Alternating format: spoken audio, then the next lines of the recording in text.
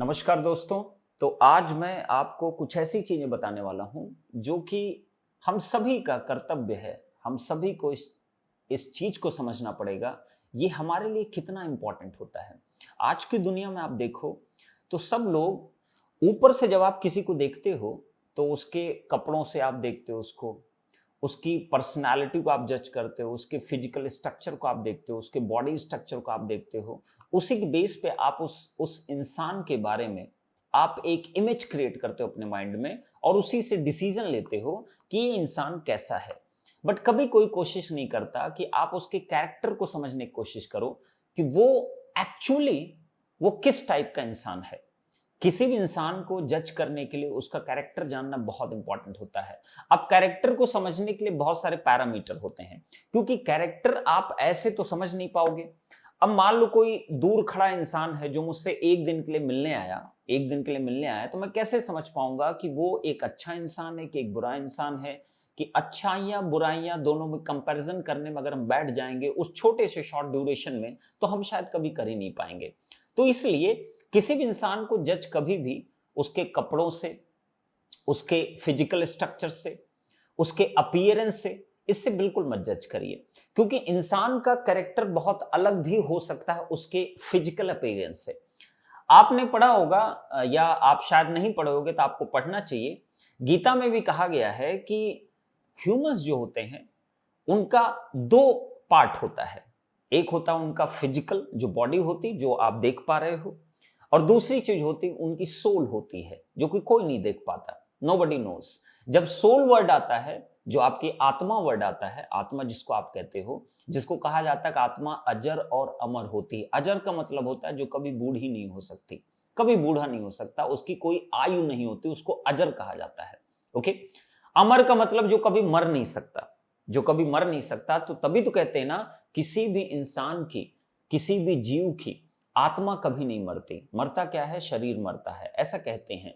तो जब हम फिजिकल स्ट्रक्चर और सोल की बात करते हैं तो फिजिकल बॉडी क्या है? फिजिकल बॉडी क्या है एक्चुअली? जिसको हम टच कर सके, जिसको हम फील कर सके, जिसको हम देख सके, जो कुछ सालों बाद खत्म हो जाएगी, जो कुछ सालों बाद खत्म हो जाएगी। तो इसीलिए बॉडी को कैसे बोला गया है? हमारे जो ग्रंथ हैं, हमारे जो पुराण हैं, हमारी जो कथाएं हैं, उसमें बॉडी को क्या बोला गया है? It is just like a cloth. ये सिंपली एक कपड़े के जैसा है। तो कपड़े के जैसा है तो एक टाइम बाद इसका समय होगा, उसके बाद ये खत्म हो जाएगा। बट अब सोल की जब बात आती है, आत्मा की बात करते हैं, तो मैं यहां कोई धार्मिक ज्ञान नहीं दे रहा हूं आपको, आपको समझाने कुछ पॉइंट्स की कोशिश कर रहा हूं। ओके। जिसको आपने ना देख सको, जिसको आप ना टच कर सको, जिसको आप फील ना कर सको, जिसको आप देख ही नहीं पा रहे हो, जो कभी नहीं खत्म हो सकती, वही आपकी क्या है? आत्मा है। और आत्मा ही आपका कैरेक्टर है।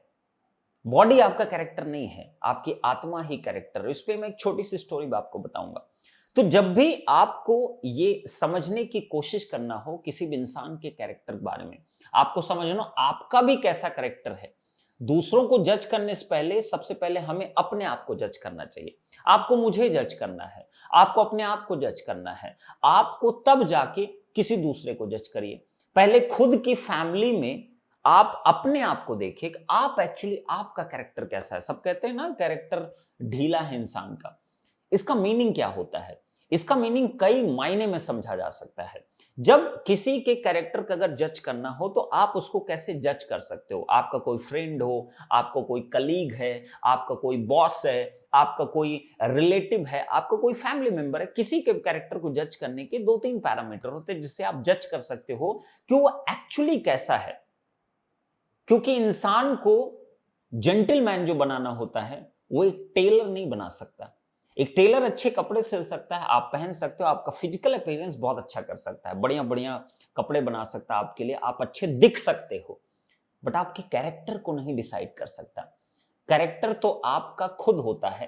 कैरेक्टर आपका इनहेरिट भी हो सकता है, कैरेक्टर आप डेवलप भी करते हो, कैरेक्टर आप सोशल चीजों को देख के आप डेवलप करते हो कि आपको अपने अंदर क्या बदलाव करना है कि मेरा कैरेक्टर एक अच्छा कैरेक्टर होना चाहिए। मैं कोई कपड़ा नहीं हूं, मैं कोई कपड़ा नहीं हूं, मेरा कैरेक्टर अच्छा होना चाहिए।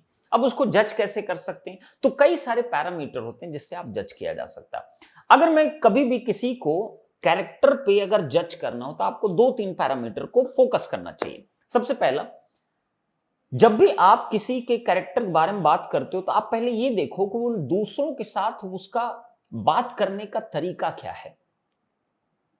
ये बहुत इंपॉर्टेंट होता है जब किसी कैरेक्टर को जज करना है।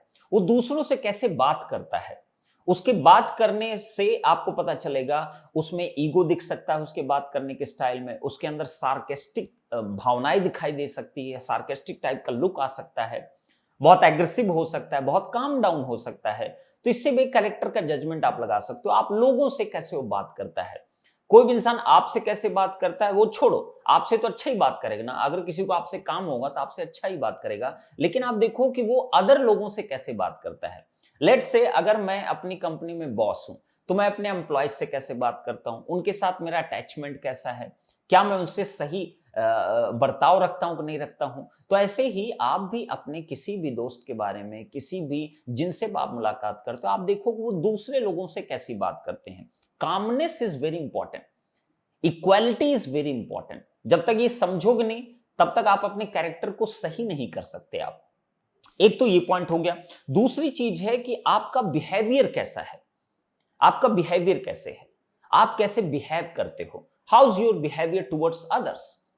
जब आप किसी से भी मिलते हो, कोई कोई बात आपको कोई कहता है, किसी के संसर्ग में जब आप आते हो, आपसे कोई बात जब करता है, आपका रिएक्शन उस पर क्या होता है, वो बोलते हैं बिहेवियरल एक्ट आपका।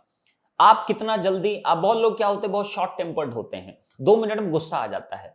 कभी कभी क्या होता है, कोई आके चुगली कर देता है, उसके बाद तुरंत उस पर रिएक्ट कर जाते हैं, उसको जज करने की कोशिश नहीं करते कितनी इसमें सच्चाई है, कितनी इसमें नहीं सच्चाई है। ये सब कुछ जाने बिना ही आप तुरंत एग्रेसिव हो जाते हो, आप तुरंत रिएक्ट करना स्टार्ट कर देते हो।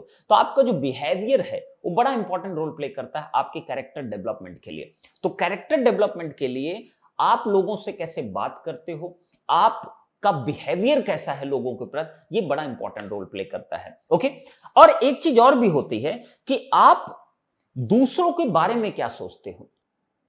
फॉर एग्जाम्पल, अगर मैं एक सिंपल सा लॉजिक ले रहा हूं कि मान लिया कि मैं इस ऑर्गेनाइजेशन बैठा हुआ हूं, अब मैं अपने एम्प्लॉयज के बारे में क्या सोचता हूं, उनके प्रति मेरे अंदर क्या विचार आता है। जब मैं अपने एडिटर को देखता हूं, जब मैं अपने टीचर्स को देखता हूं, जब मैं अपने कंटेंट एडिटर्स को देखता हूं, जब मैं अपने ग्राफिक्स वालों को देखता हूं, जब मैं अपने डिजिटल टीम वालों को देखता हूं, मेरे अंदर उनके प्रति क्या आता है।